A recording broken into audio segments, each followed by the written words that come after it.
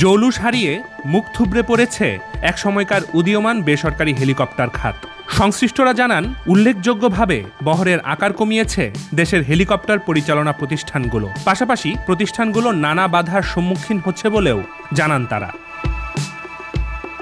শিল্প সংশ্লিষ্টরা জানান, বেসরকারি হেলিকপ্টারের বহরে আকাশযানের সংখ্যা বর্তমানে মাত্র ৩০টিতে নেমে এসেছে। তারা জানান, ২০২৩ সাল নাগাদ বেসামরিক বিমান চলাচল কর্তৃপক্ষ নিবন্ধিত হেলিকপ্টারের সংখ্যা ছিল মোট ৪২টি। ২ বছর আগেও প্রতি মাসে যেখানে ৩৫০টি হেলিকপ্টার ফ্লাইট চলাচল করত, সেখানে বর্তমানে ফ্লাইটের সংখ্যা কমে ১৫০তে ঠেকেছে। জানা গেছে, হেলিকপ্টার খাতের এই নাজুক অবস্থার কারণে বেশ কয়েকজন বড় উদ্যোক্তা ব্যবসায়িক সংকটেও পড়েছেন। মালিক প্রতিষ্ঠানগুলো তাদের কার্যক্রম স্থগিত করায় সম্প্রতি ৪টি হেলিকপ্টার বিক্রি করা হয়েছে এবং বেশ কয়েকটি অচলাবস্থায় পড়ে রয়েছে। ২ বছর আগে সাউথ এশিয়ান এয়ারলাইন্স লিমিটেড ছিল এই খাতের প্রধান প্রতিষ্ঠান, যাদের বহরে ছিল ৯টি হেলিকপ্টার। ২০১৬ সালে এই কোম্পানি একটি রবিনসন 44 হেলিকপ্টার কেনে, কিন্তু পরে সেটি বিক্রি করে দেয়। এরপর সাউথ এশিয়ান এয়ারলাইন্স বিভিন্ন কর্পোরেট গ্রুপের মালিকানাধীন ৯টি হেলিকপ্টার নিয়ে তাদের বহর পরিচালনা করতে শুরু করে। হেলিকপ্টার খাত সংশ্লিষ্ট এক বিশ্বস্ত সূত্র জানায়, সাউথ এশিয়ান এয়ারলাইন্স এখন ধসের মুখে এবং কার্যক্রম বন্ধ করার পরিকল্পনা করছে কর্তৃপক্ষ। বর্তমানে তারা আকিজ গ্রুপের মালিকানাধীন ২টি হেলিকপ্টার পরিচালনা করছে। অন্যদিকে কয়েকটি বড় কোম্পানি হ্যাঙ্গার চার্জ এবং লাইসেন্স নবায়ন ফি দিতে হিমশিম খাচ্ছে। অভিযোগ আছে, বিমান চলাচল কর্তৃপক্ষ অযৌক্তিকভাবে চার্জ বাড়িয়েছে। সাউথ এশিয়ান এয়ারলাইন্সের প্রাক্তন অপারেশন ডিরেক্টর, স্কোয়াড্রন লিডার অবসরপ্রাপ্ত গুলজার হোসেন বলেন, আগে প্রতি বর্গফুটে বছরে হ্যাঙ্গার চার্জ ছিল ১০০ টাকা, এখন তা বেড়ে ৯৬০ টাকা হয়েছে।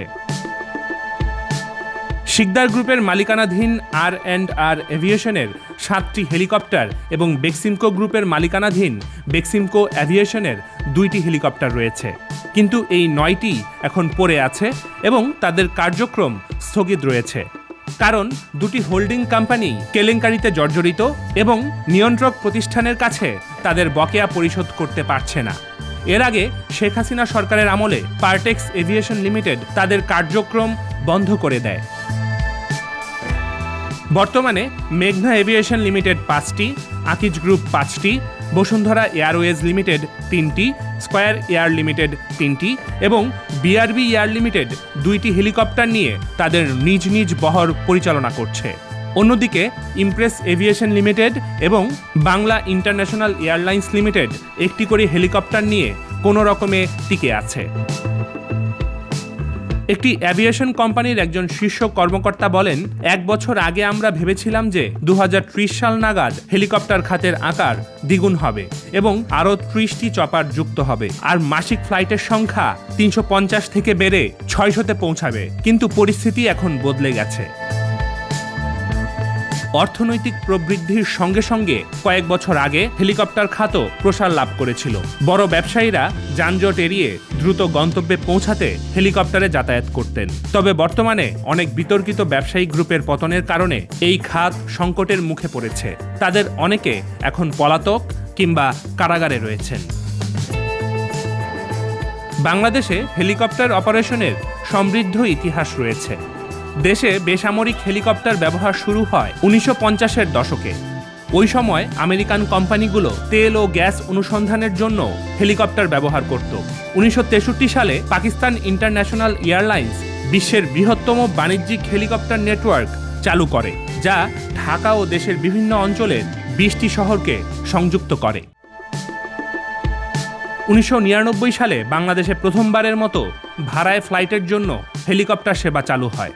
ওই সময় বেস্ট এভিয়েশন লিমিটেড একটি BK-117 হেলিকপ্টার নিয়ে যাত্রা শুরু করে। ২০০০ সালে নিটল গ্রুপ প্রথমবারের মতো একটি AS-350B হেলিকপ্টার কেনে, কিন্তু পরে আবার সেটির পরিচালনা বন্ধ করে দেয়। এরপর সানম্যান গ্রুপ রবিনসন 44 হেলিকপ্টার কিনে সাউথ এশিয়ান এয়ারলাইন্স লিমিটেড প্রতিষ্ঠা করে। এরপর ২০২৪ সাল পর্যন্ত দেশের হেলিকপ্টার শিল্প ক্রমাগত প্রসারিত হচ্ছিল, কিন্তু বর্তমানে এটি চরম সংকটের সম্মুখীন হয়েছে।